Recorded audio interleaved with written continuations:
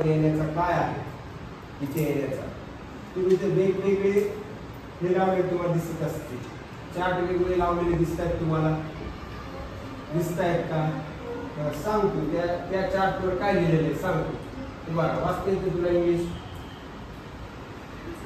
ती तुझ्या मागची काय लिहिलंय त्या चार्टवरती? काय?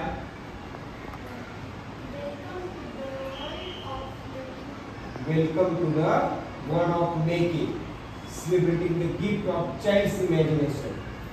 Imagine, design, make, play. म्हणजे इथे काय सांगितलं तुम्हाला? Welcome to the world of making. Making म्हणजे काय? मेक म्हणजे काय? काहीतरी घडवणे, तयार करणे. म्हणजे या ठिकाणी तुम्हाला काहीतरी घडवायचंय, तयार करायचंय.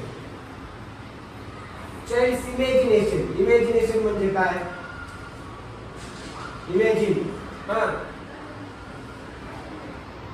तुम्हाला सांगायचं काय?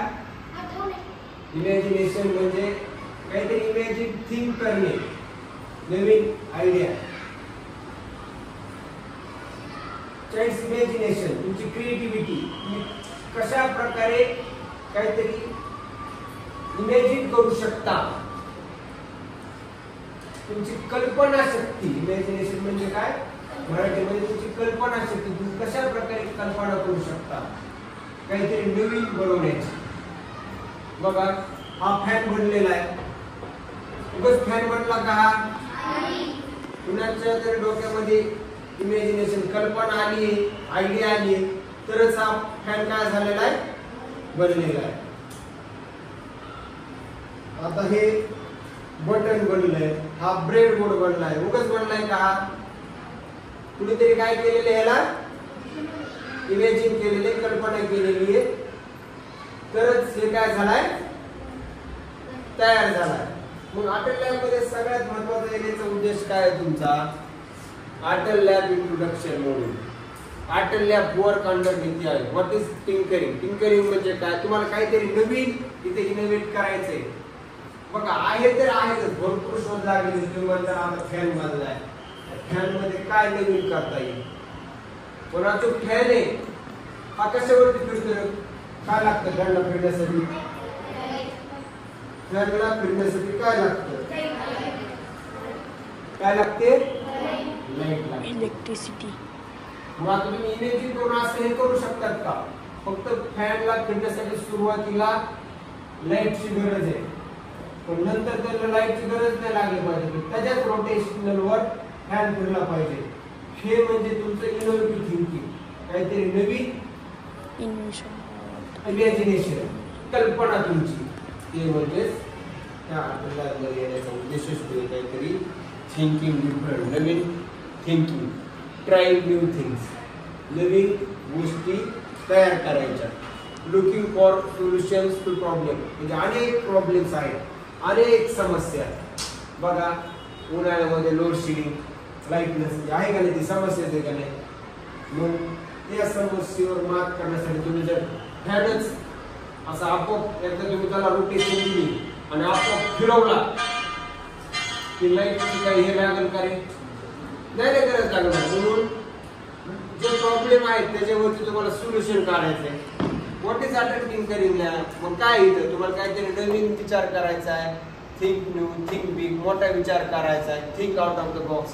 म्हणजे सध्या जे शोध लागलेले आहेत त्याच्यावर तुम्ही काय नवीन शोध करू शकता, त्याच्या बाहेर जाऊन think out of the box आहे त्याच्या व्यतिरिक्त तयार करण्याचा प्रयत्न करायचा आहे. Become creative, imaginative, look for global and local issues, become entrepreneur. म्हणजे काय आपल्या काय आधी अडचणी आहेत, म्हणजे आपल्या स्थानिक लेवलला पण आणि जागतिक लेवलला पण त्याची देखील तुम्हाला माहिती घ्यायची. बघा आणि ते करण्यासाठी latest technology tools and materials जे बघा तुम्हाला ते तयार करण्यासाठी ते वेगवेगळे इक्विपमेंट दिलेले आहेत अटल लॅबमध्ये आणि इलेक्ट्रॉनिक्स इक्विपमेंट दिलेले आहेत. त्या इक्विपमेंटचा उपयोग करून बघा सगळे इक्विपमेंट ज्या त्या कपड्यामध्ये ठेवलेले आहेत, जेव्हा आपल्याला ज्या प्रोजेक्टची गरज लागेल त्यावेळेस ते काढले. बघा सगळ्यात सुरुवातीला आपल्याला पहिल्यांदा पाहायचं basic electronics, introduction to electronics. हा काय तुम्हाला मी आधीच सांगितलं काय हा का म्हणलं याला ब्रेडबोर्ड. ब्रेड सारखं दिसतो काय? ब्रेड दिसतं का तुम्हाला? असं ब्रेड असतं ना असं ब्रेडबोर्ड. ब्रेडबोर्डचा उपयोग काय आहे? त्याला टेम्पररी सर्किट बनवण्यासाठी कसला उपयोग करतात?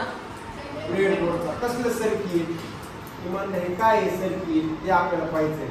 हे काय? बटन. हे काय? काय? LED. हे काय? वायर. त्याला म्हणतात रेजिस्टर. रेजिस्टरचा यूज काय? रेजिस्टचा अर्थ काय? रेजिस्ट म्हणजे काय? अडथळा निर्माण करणे आहे का नाही? म्हणजे करंटला रेजिस्ट करतो हा. Control the current. म्हणजे बघा रेजिस्टर नसलं की काय होईल? जास्त प्रमाणात व्होल्टेज येईल आणि फॅन काय बल्ब असेल काय होईल ते जुळून जाईल. म्हणजे करंटला कमी करण्याचं काम, तसा फ्लो कंट्रोल करण्याचं काम काय करतं? ते रेजिस्टर करतं. जे काय? Very good. Jumper wire. आता बघा